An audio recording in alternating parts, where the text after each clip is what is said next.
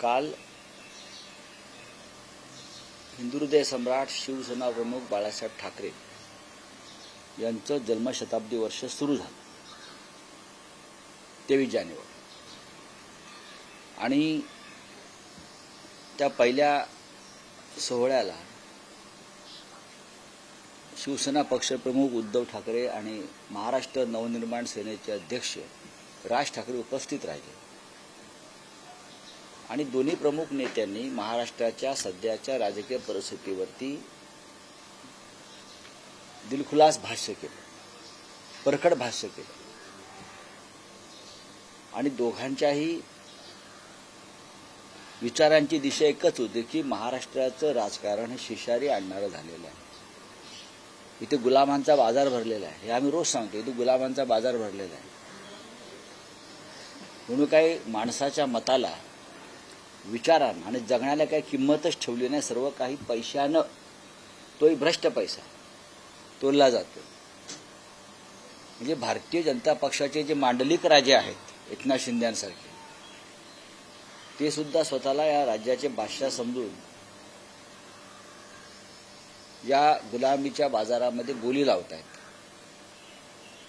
आणि या गुलामांच्या राज्याचे 2 बादशाह दिल्लीमध्ये बसले आहेत. हे काल उद्धवजींनी सांगितलं आणि त्यांची गुलामी आम्ही पत्करणार नाही, महाराष्ट्र पत्करणार. या उपर आता तुम्ही जे सांगताय तालुका स्तरावर, जिल्हा स्तरावर काय काही सुरू आहे. आता माननीय शरद पवार आणि अजित पवार यांच्या पक्षाची जी युती आहे, एकत्रीकरण, हे जवळजवळ झाल्यासारखंच दिसत आहे ना. कारण ते एकाच चिन्हावर निवडणुका लढत आहेत. आता घड्याळावर सगळे लढणार आहेत अशी माझी माहिती आहे, मला माहित नाही, मी ऐकलंय. त्याच्यामुळे तो प्रश्न आता विचारणं निरर्थक आहे त्या विषयावरती. आता सोलापूरला 2 शिवसेना एकत्र लढतायत, माझ्याकडे माहिती नाही. माझ्याकडे माहिती नाही. हा निर्णय अधिकृतपणे झालेला नाही. एक तुम्हाला मी सांगतो, अशा प्रकारचा कोणताही निर्णय शिवसेना पक्षप्रमुख उद्धव ठाकरे यांनी घेतल्याची माझ्याकडे माहिती नाही आणि ते घेतील अशा प्रकारचा निर्णय असं मला वाटत नाही. आमदार दिलीप सोपल सोलापूरचे आमदार आहेत, दिलीप सोपल त्यांनी अधिकृतरित्या पोस्ट मला माहित नाही, माझ्याकडे माहिती नाही, माझ्याकडे माहिती नाही. आमच्या भावना तीव्र आहेत शिंदे गटाविषयी, त्याच्या माझ्याकडे त्या संदर्भात माहिती नाही. माझ्याकडे काय घडलंय त्याच्याविषयी माहिती नाही. जोपर्यंत पूर्ण माहिती आम्ही घेत नाही आणि उद्धव साहेबांशी चर्चा होत नाही तोपर्यंत या विषयावर बोलणार नक्की. काल राज ठाकरेंनी एक भावनिक विधान केलं. त्यांचं असं म्हणणं होतं की शिवसेना पक्ष सोडणं हे मला घर सोडण्यासारखं होतं आणि गेल्या 20 वर्षात जे काही घडलेलं आहे, मलाही माझ्या चुका समजलेल्या, उद्धव ठाकरेंनाही समजलेल्या, आणि आता हे सगळं सोडून द्यायला. तर जसं पवार कुटुंब एक कुटुंब म्हणून एकत्र आहे आणि पक्ष म्हणूनही एकत्र येते, तसं ठाकरे बंधूंच्या बाबतीत काही घडू शकतं. पक्ष म्हणून आम्ही एकत्र आलो ना, तुमचा प्रश्न चुकीचा आहे. त्यांचं जे 3रं वाक्य आहे ते अत्यंत महत्वाचं आहे, 3rd स्टेटमेंट, की आता आम्ही सगळं विसरून एकत्र आलेलो आहोत. सगळं विसरायला पाहिजे महाराष्ट्रासाठी. त्यातलं हेच वाक्य महत्वाचं आहे आणि याच भावना महत्वाच्या आहेत दोघांच्या वतीनं. आता कशाला प्रश्न विचारताय? नका विचारू. तुम्ही राष्ट्रवादी काँग्रेसबद्दल बोलताय. आता शरद पवार महाविकास आघाडीमध्ये नसतील, कारण तुमचा असा भाग आहे की दोन्ही राष्ट्रवादी एकत्र झाले आहेत किंवा असं दिसतंय. तर शरद पवार हे आता तुमच्या सोबत नसतील. राष्ट्रीय पातळीवर तुम्ही चुकीच्या दिशेनं प्रश्न विचारताय. मी असा विचार करतो आहे किंवा आम्ही सगळे असा विचार करतो आहोत की शरद पवार हे अजित पवारांसह महाविकास आघाडीत येतील. असं काय विचार करतो की शरद पवार आणि अजित पवार हे एकत्रित महाविकास आघाडीमध्ये, म्हणजे अजित पवारांसह महाविकास आघाडीत असेल ना. कारण शरद पवार हे आमच्याबरोबर आहेत, त्यांचा पक्ष महाविकास आघाडीत आहे. अजित पवार हे महायुतीमध्ये आहेत, तरीही त्यांनी महाविकास आघाडीबरोबर पाठ लावलेला आहे.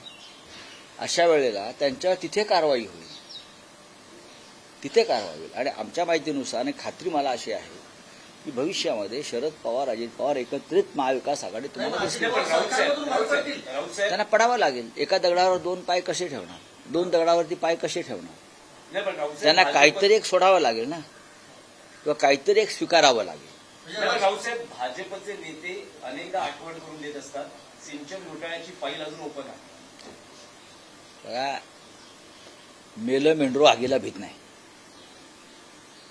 तुम्ही त्यांना एकदा क्लीन चिट दिली आहे ना, तुम्ही एकदा क्लीन चिट दिली आहे या सगळ्या घोटाळ्यात.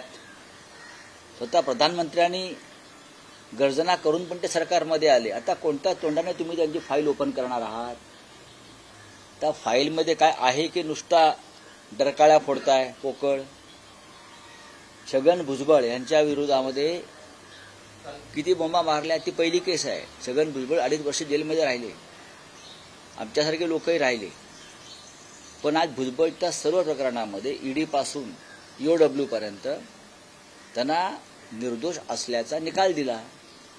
याबद्दल या राज्याच्या गृह खात्यानं आणि ईडीनं प्रायश्चित घेतलं पाहिजे.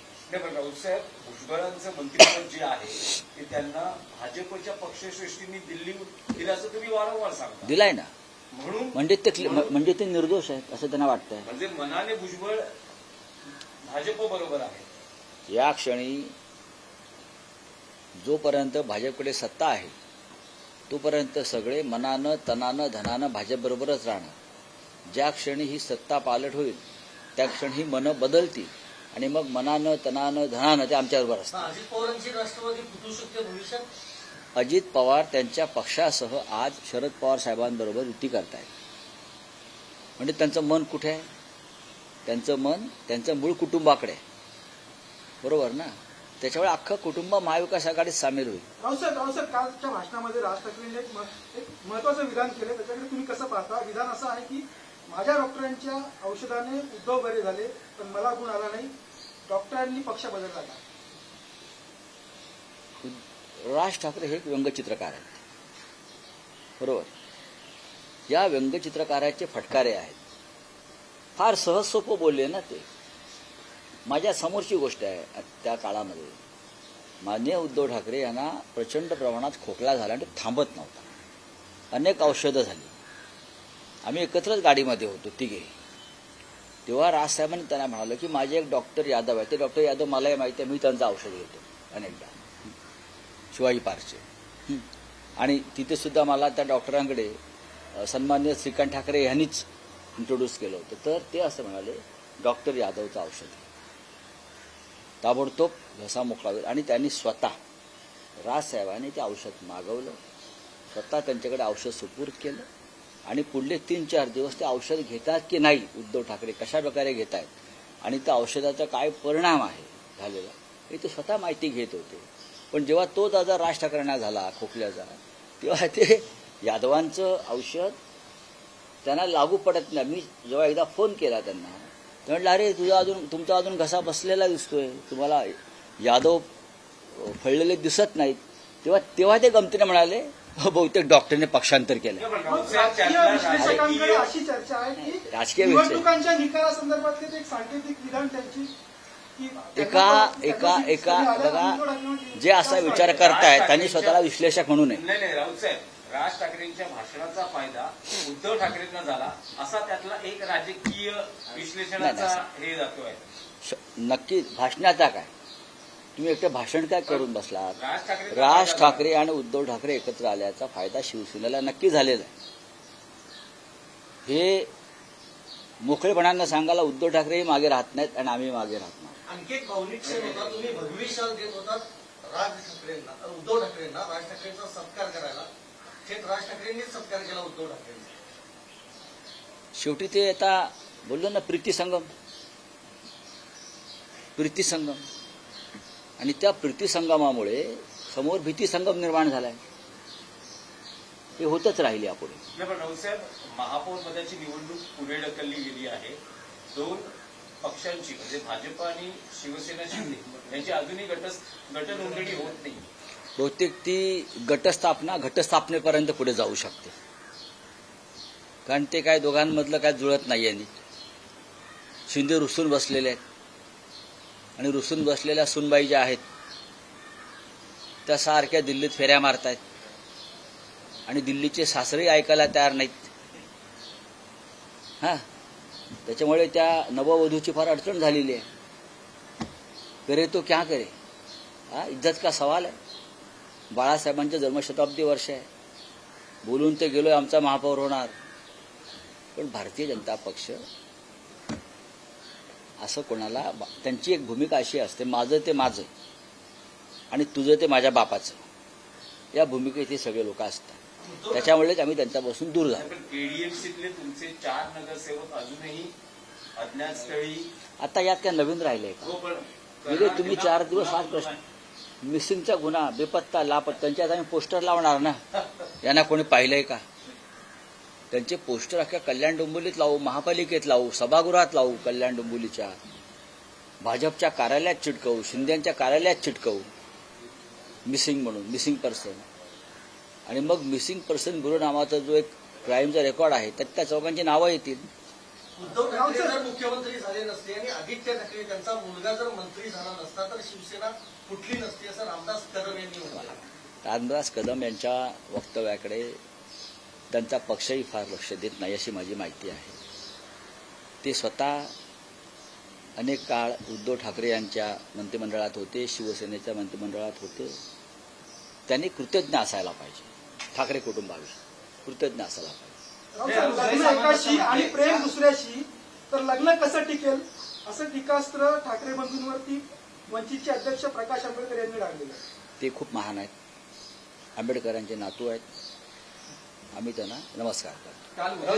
चला हिंदी अकोल्यामध्ये हिंदी में क्या है, राऊसाहेब, चंद्रपूरमध्ये हिंदी में क्या है, ठाकरे गुट को शिंदे गुट के पदाधिकारी सपोर्ट करते हुए नजर आ रहे हैं. कहाँ?